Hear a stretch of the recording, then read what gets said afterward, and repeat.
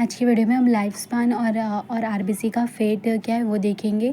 Life span मतलब उसकी life time कितनी होती है आरबीसी का, और फेट मतलब डिस्ट्रक्शन आरबीसी का कैसे होता है वो देखेंगे इस वीडियो में, और इसका फंक्शन क्या होता है आरबीसी का ये इस वीडियो में देखेंगे। तो स्टार्ट करते हैं। लाइफ स्पैन जो लाइफ टाइम होती है आरबीसी की वो कितनी होती है। Average life span of the RBC is about 120 days की होती है। आरबीसी 120 डेज़ तक उसकी लाइफ टाइम होती है, ये जो कि इंपॉर्टेंट है, ये आपको याद होना चाहिए। वाइवा में पूछ सकते हैं कि आरबीसी की लाइफ स्पैन कितनी होती है, तो आपको याद होना चाहिए कि 120 डेज़ की होती है। फेट ऑफ आरबीसी मतलब डिस्ट्रक्शन ऑफ आरबीसी कैसे होता है, कहाँ पे होता है, वो इसमें देखेंगे इस टॉपिक में। आफ्टर लाइफ टाइम मतलब after 120 days the RBC cell, जो आरबीसी सेल होती है वो बिकम ओल्ड हो जाती है, और उसका जो सेल मेम्ब्रेन होता है ना वो फर्जाइल होता है। और जब वो यंगर होती है तो आरबीसी का जो सेल मेम्ब्रेन बहुत फ्लेक्सिबल होता है, तो वो हर कैपिलरी से स्क्वीज़ होकर आराम से निकल जाती है। बट वो जब ओल्ड हो जाती है तो उसका सेल मेम्ब्रेन फर्जाइल हो जाता है। तो because of fragile nature the older cell are destroyed, मतलब जब वो ओल्डर हो जाती है तो उसका सेल मेम्ब्रेन फर्जाइल होता है, रिजिड हो जाता है। तब जब वो कैपिलरी से पास होती है तो स्क्वीजिंग मतलब स्क्वीज़ करने की कोशिश करती है, बट वो रिजिड हो जाती है तो स्क्वीज़ नहीं कर पाती है, इसका डिस्ट्रक्शन हो जाता है। Because of the fragile nature the older cell are destroyed while trying to squeeze through the capillaries. Destruction occur mainly in capillary of red blood और रेड पल्प ऑफ स्प्लीन में। डिस्ट्रक्शन मेनली कहाँ पे होता है, red pulp of spleen में इसका mainly destruction होता है।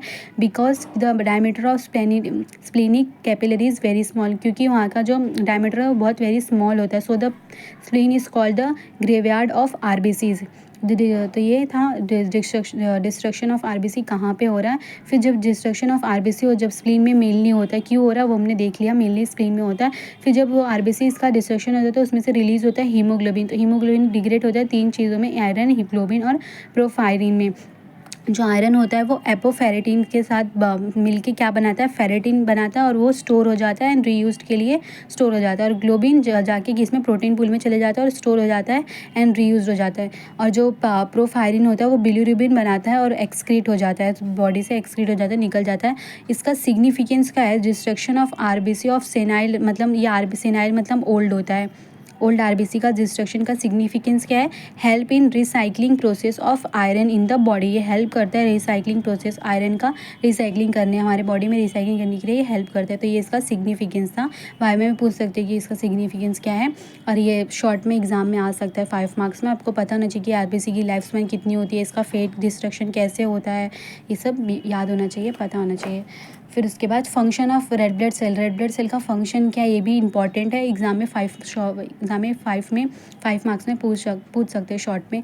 तो स्टार्ट करते हैं। जो transport of oxygen from lung to tissue, first इसका मेन फंक्शन क्या होता है रेड ब्लड सेल का, ये ट्रांसपोर्ट करना और रेस्पिरेटरी गैसेज जैसा सच ऑक्सीजन और कार्बन डाइऑक्साइड को ट्रांसपोर्ट करना, इसका मेन फंक्शन है। Transport of oxygen from lung to tissue, जो ऑक्सीजन होते हैं वो हीमोग्लोबिन के साथ कंबाइन करके क्या बनाता है, ऑक्सी हीमोग्लोबिन। तो about 77% of oxygen is transported in this form. Transport of carbon dioxide from tissue to lung, hemoglobin is in RBC combined with carbon dioxide form carb hemoglobin.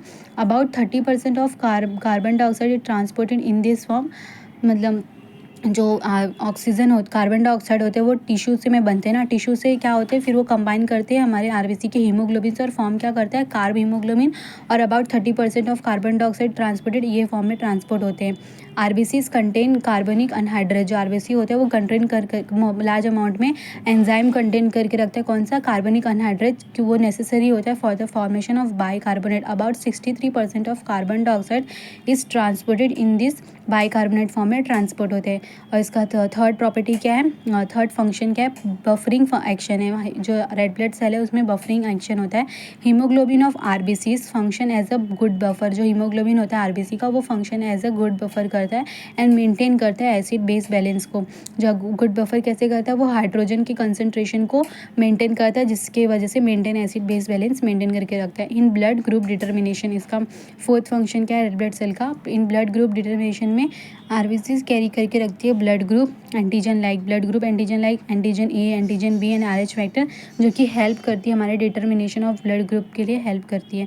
तो ये function थे red blood cell के, exam में short में पूछे जा सकते हैं।